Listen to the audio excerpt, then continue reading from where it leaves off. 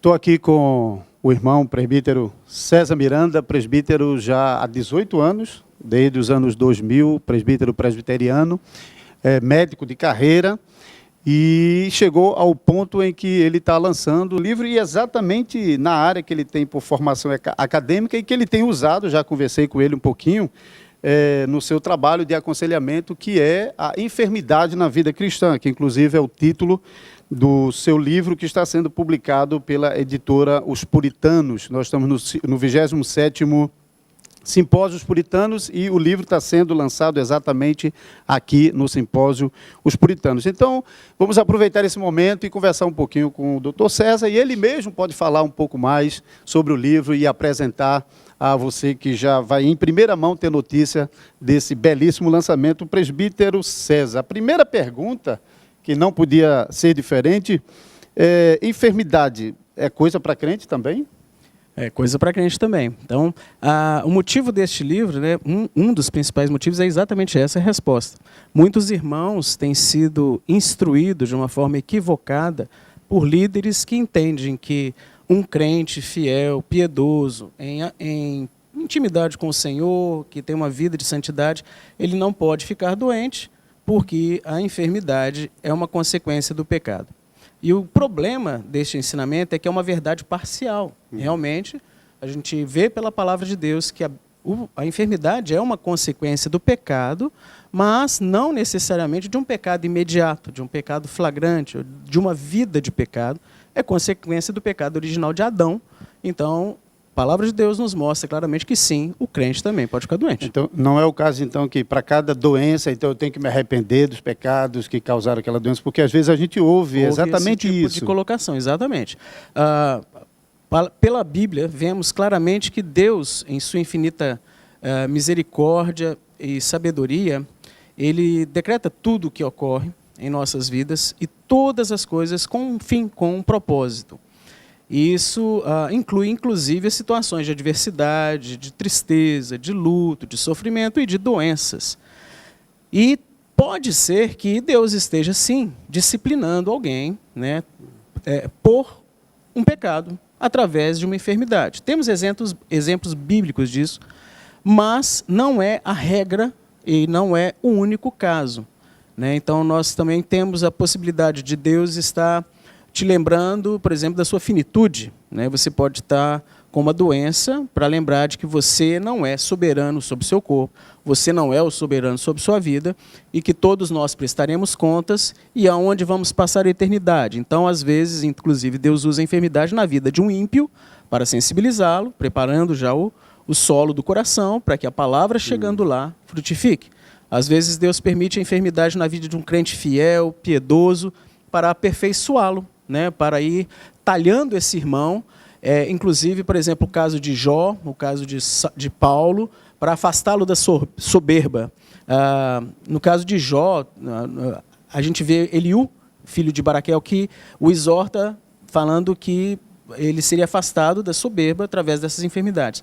E Paulo, ele mesmo diz, né, que ele reconhecia o Senhor, aprendeu a sofrer e que essa questão do sofrimento o afastava da soberba. Então a gente vê essa aplicação. E às vezes também Deus permite a enfermidade na vida de um crente fiel para a glorificação do seu nome, até através de uma cura. Cura essa que pode ser ordinária, através do medicamento, através da imunidade da pessoa, ou até uma cura sobrenatural. Deus é um Deus todo-poderoso. Ele é poderoso para fazer o que lhe aprouver. Curando ordinariamente, lembrando que é o Senhor quem permite a cura mesmo através de um comprimido, e é o Senhor que pode permitir uma cura extraordinária, que aos nossos olhos não haja o que fazer, e Deus, graciosamente, restabelece a saúde da pessoa. Essa parte final já respondeu a pergunta que eu ia fazer, que é justamente se o cristão pode recorrer a tratamentos, a medicamentos. No seu livro, o senhor fala um pouco sobre isso. Existe alguma restrição no caso de utilização de medicamentos em caso de certas doenças?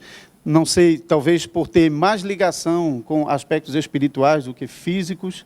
Sim, eu sempre recomendo, né, a procura de um profissional que seja tecnicamente capacitado, reconhecido, com estudo, né? Hoje nós vivemos um momento muito delicado, que é o Dr. Google. Então, muitos irmãos instruídos, líderes até, e que são de várias áreas, profissionais de várias, eles arvoram para si a capacidade de chegar numa internet, dar uma lida numa palavra-chave e já sair prestando consultas aos outros irmãos na melhor intenção do seu coração, porém, de uma forma equivocada. Então, não há, né, que é a primeira parte da sua pergunta, não há incompatibilidade entre fé e o uso racional dos recursos que Deus coloca à nossa disposição. Vários exemplos bíblicos nós temos disso. E como o Senhor usa da instrumentalidade, daquilo que Ele nos fornece para a preservação, restauração, manutenção da nossa saúde. Então, uma orientação que Paulo dá ao jovem pastor, não continues a tomar somente água, mistura um pouco de vinho, por causa das tuas constantes enfermidades. Então, naquele contexto do Novo Testamento, por exemplo, o vinho, ele não era apenas uma bebida que alegra o coração, ele também era antisséptico, ele matava bactérias, ele melhorava a qualidade da água, que era muito precária, ele acidifica, ele torna mais ácido o seu estômago, né, facilitando, por exemplo, um processo de digestão, e vários outros benefícios que ele poderia ter. Isso para citar um exemplo do Novo Testamento. E no Antigo Testamento, nós encontramos várias ações, inclusive partes do preceito da lei do Senhor, tanto cerimonial quanto a civil, para o povo de Israel, que eram determinações que Deus lhes dava e que nessas leis também tinham um cunho de preservação da saúde do povo de Israel naquele ambiente tão inóspito onde eles estavam. O senhor tocando nesse ponto, eu já posso imaginar que quem está assistindo já vai ficar bastante curioso, porque esse aspecto do vinho que ultrapassa até questões espirituais e mostra realmente o valor que tinha nesse sentido medicinal. Eu sei que o seu livro talvez não seja exclusivamente para cristãos, embora já no título está indicando enfermidade na vida cristã, e pode ter sua utilidade também para outras pessoas. Eu queria que o senhor falasse um pouco sobre isso, mas considerando então o contexto cristão de sua abordagem, poderia indicar que tipo de doenças que o senhor diria que está dentro do arcabouço da medicina e aqueles que extrapolam esse arcabouço? Todas as doenças estariam dentro do arcabouço da medicina. Agora, tem algumas coisas que nós chamamos de doença e que não são. Certo. Então, eu acho que o ponto crucial que o irmão está querendo chegar nisso aí. Então, às vezes, a nossa sociedade, por falta de conhecimento das verdades espirituais, ela quer atribuir problemas espirituais a uma motivação orgânica, e que nem sempre é o que ocorre. Então, nós vemos aí várias modalidades e cursos, né, que tratam das psicopatologias, por exemplo. Então, o psique é do grego, que é alma. Problemas de alma se trata espiritualmente. Então, tanto não crentes quanto crentes podem estar sofrendo com algum problema da área espiritual, sim, e esse problema manifesta externamente em alterações até de comportamento, da postura, posicionamento da pessoa. E, de uma forma mais genérica, a nossa sociedade começa a botar rótulos como se sempre esse tipo de situação fosse um problema orgânico. E, às vezes, de forma alguma. É um pecado não confessado, é um cidadão, por exemplo, uma pessoa que não é cristã, não conhece o Senhor, e que está traindo a mulher, não sabe tratar seus filhos, desrespeita o seu patrão, e fica lá todo triste. Isso não é doença. Ele está se comportando mal, sofrendo consequências de um comportamento ruim, que se chama pecado, e tem que ser tratado. O Dr. J. Adams, já desde a década de 70, ele faz uma abordagem muito interessante, que é a confrontação para crentes ou incrédulos com as verdades espirituais de uma forma espiritual para tentar a restauração dessa pessoa nas suas deficiências.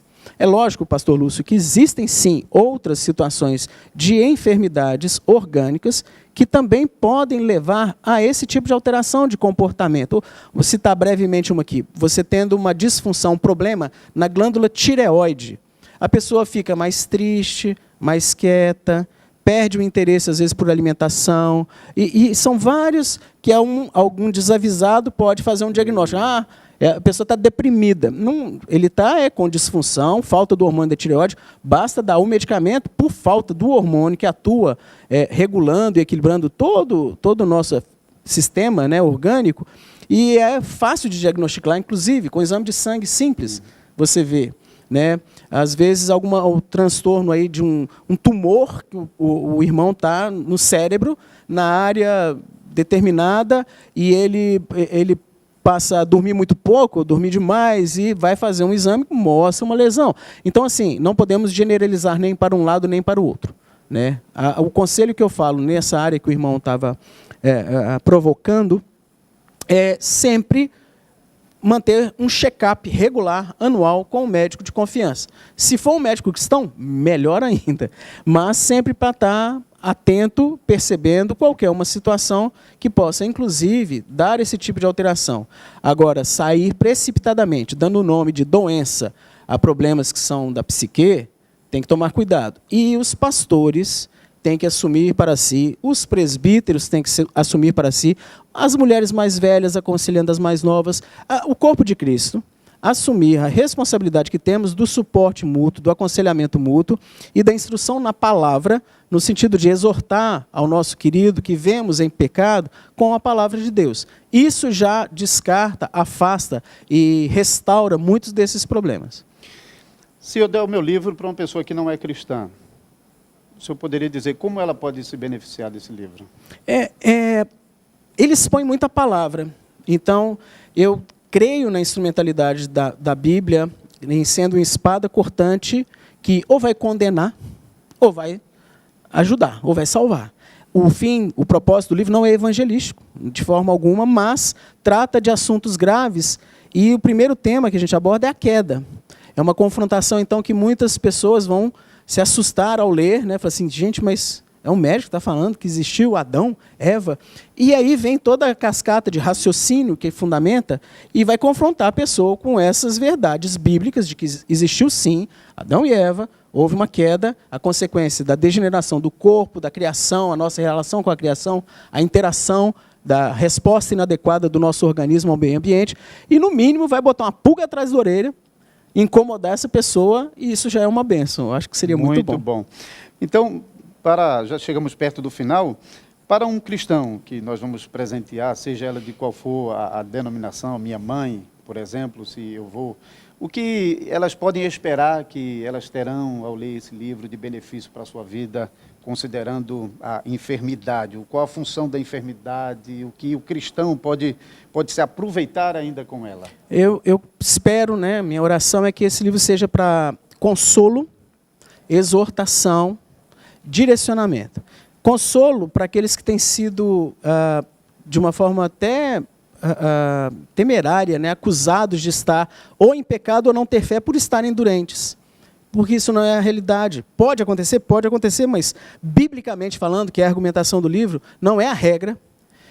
Exortação, para aqueles que estão com uma vida devassa, que não se preocupam, que não cuidam do seu corpo, o templo do Espírito Santo, que acham que a questão do sexto mandamento é apenas você dar um tiro em alguém, e nós veremos, no livro a gente trata isso que não é, né? A quebra do sexto mandamento é que você não toma cuidado do seu corpo, você quebra o sexto mandamento. Se você não usa os meios disponíveis para a preservação da saúde, quebra do sexto mandamento. Nós somos confessionais, é mais tranquilo, né, de falar. Né? Heidelberg, salvo engano, trata, os símbolos de Westminster tratam disso também, fazendo essa visão do sexto mandamento. E a parte final que, para a vida cristã geral, direciona. Não há problema de você fazer uma consulta com o médico, não há problema você fazer um check-up, não há problema você fazer exames, não há problema de você tomar vacinas. Né? A gente tem que tratar, é um assunto também que muitos irmãos estão incorrendo ao Dr. Google, ou a vizinha falou uma coisa e ela espalhou notícia.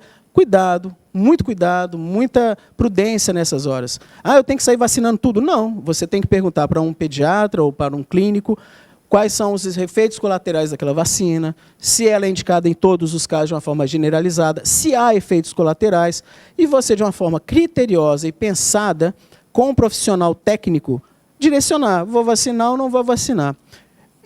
né, nos meus filhos, a tabela está bem preenchidinha, quase todas as vacinas temos. Alguns casos que a gente trata também, que realmente para um cristão piedoso, fiel, não tem muito sentido. Mas eu não vou ficar dando spoiler no livro todo, não. Vamos deixar essa palhinha para quem vai ler. Antes do presbítero fazer a recomendação final do livro, eu quero só mostrar aqui que esse livro ele já foi lido por alguns homens de Deus, que fizeram a apresentação. Está aqui o presbítero Manuel Canuto, ele é o diretor, um dos diretores do projeto Os Puritanos. Também o pastor Everton Tocachique, atualmente está lá no seminário JMC em São Paulo. E também o pastor Ageu Magalhães, que é o diretor do JMC, estão apresentando e recomendando esse livro. Eu ainda não o li. Doug Lehman. O prefácio, inclusive, é de alguém que é da área de aconselhamento, que é pastor Doug Lehman. Ele está trabalhando já no Brasil, já há algum tempo, na área de aconselhamento. Então, se ele deu o carimbo, então você já pode ter uma garantia de que o trabalho é um bom trabalho. Eu não li o livro todo, porque eu tive contato com ele agora aqui no Simpósio Puritano, mas eu recebi... Acabou de sair do forno. Mas eu recebi, o pastor mandou pelo WhatsApp algumas folhas de apresentação, e só em ler realmente a apresentação do livro, podemos ver que temos muito a aproveitar, especialmente porque não é uma área que você vai numa livraria e facilmente você vai encontrar um livro na perspectiva cristã. Nenhuma perspectiva cristã sólida, você não vai encontrar facilmente. Então, esse livro, de fato, é para você considerar bastante adquirir na sua próxima compra. Conclua, então, apresentando o seu livro e também sua gratidão a Deus pelo privilégio de nos apresentar e nos presentear com esse trabalho. Então, meus irmãos, é um fruto realmente de alguns anos, né, de pesquisa, de estudo. Tentei fazê-lo no temor do Senhor, procurando suprir um assunto que eu acho que na literatura, pelo menos brasileira, né, de material brasileiro, tem pouco. Então fica aí, a enfermidade na vida cristã, enfrentando as doenças com a palavra de Deus. A nossa única regra de fé e prática, e é onde tem a verdade, efetivamente, vai te orientar, consolar, exortar, admoestar e firmar os passos, tanto para uma pessoa que ainda não conhece o Senhor Jesus, quanto para um crente fiel. Fica a dica aqui e espero que a leitura seja produtiva e bem agradável para todos. Presbítero César Miranda, muito obrigado pela conversa.